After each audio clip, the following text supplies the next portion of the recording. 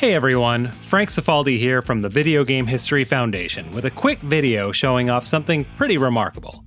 This is a genuine, early prototype of the original punchout for the 8-bit NES, representing a snapshot of the game's development where many of its features are in an unfinished state.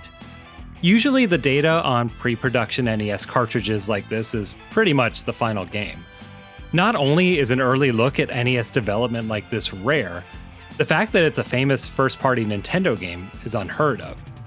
I've been handling and studying NES prototype cartridges for over 25 years now, and I've never seen anything like this, either physically or digitally. Just look at this thing. It has a mock-up label that adheres to Nintendo of America's house style from the earliest days of the NES. A lot of people don't know that Punch-Out was announced before Mike Tyson was signed. Here's a flyer from its announcement, pulled from the VGHF archives from the 1987 Winter CES show in Las Vegas. We'll link to the full press kit below.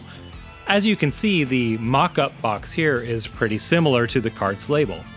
It also has an early mock-up for Zelda, which is pretty cool too. It's actually the inside of this thing that is tripping me up the most.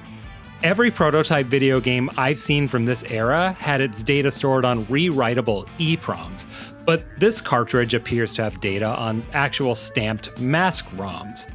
This is the kind of thing you only see in retail product. I always assumed you had to make them in the thousands and couldn't just make a couple one-offs, but maybe I'm wrong. Also, the product code here doesn't make sense. Punch-Out's actual product code was PT, but this is PO, a code that had already been assigned to another game a couple years prior. It feels like the ROMs themselves are mock-ups, like the label, but I can't make sense of why anyone would do that.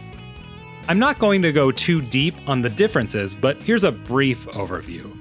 I'm comparing it to the original Tyson-less Japanese release of the game, since that's a bit closer to this prototype than the American Mike Tyson's Punch-Out release. There are only 4 boxers present in this game compared to the final version's 11, namely Glass Joe, Bald Bull, King Hippo, and Don Flamenco. The behavior for these boxers ranges from basically final to what I'd call placeholder. Bald Bull in particular is a very simple fight. A lot of his flavor animation is missing, and he doesn't do his special bull charge move. The game's core features are mostly here. There's a title screen, a complete game loop that includes progression through 3 leagues and an ending, a win-loss and ranking system, a functioning password system, and even the training cutscenes with Little Mac's adorable onesie. But much of the actual content is placeholder. It's a build of the game where the foundations are here from an engineering perspective, but it's missing some content, some polish, some life. Oh, and it's completely silent. There's no audio at all. Here's a good example of placeholder content. In the final game, every opponent has unique dialogue, but here every boxer repeats the same 2 lines. Lines written specifically for Glass Joe. Oh, and they're placeholders as well. His final dialogue is different. If you hack the game, you can get to some of the boxers that don't show up through gameplay, though you can't exactly fight them. Here's what happens if you force your way to Von Kaiser. It plays a simple animation test. He doesn't have any actual behavior yet. There's also a hidden debug option to test movement and manually cycle through animations yourself. This is a really unique piece of history. I struggle to think of any other beloved game from this era where a snapshot this early in its life has survived. So when this prototype was auctioned off recently, I was worried that its new owner might not allow people to access the data.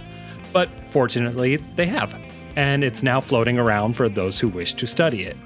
Special thanks to Xkeeper from the cutting room floor for digging into the data to find its hidden features. If you appreciate this kind of work, consider supporting their Patreon. We'll link to that below. And of course, thanks to the anonymous new owner of this cartridge for letting us have a peek at the ROM. I'm Frank Cifaldi from the Video Game History Foundation, and we'll see you again soon.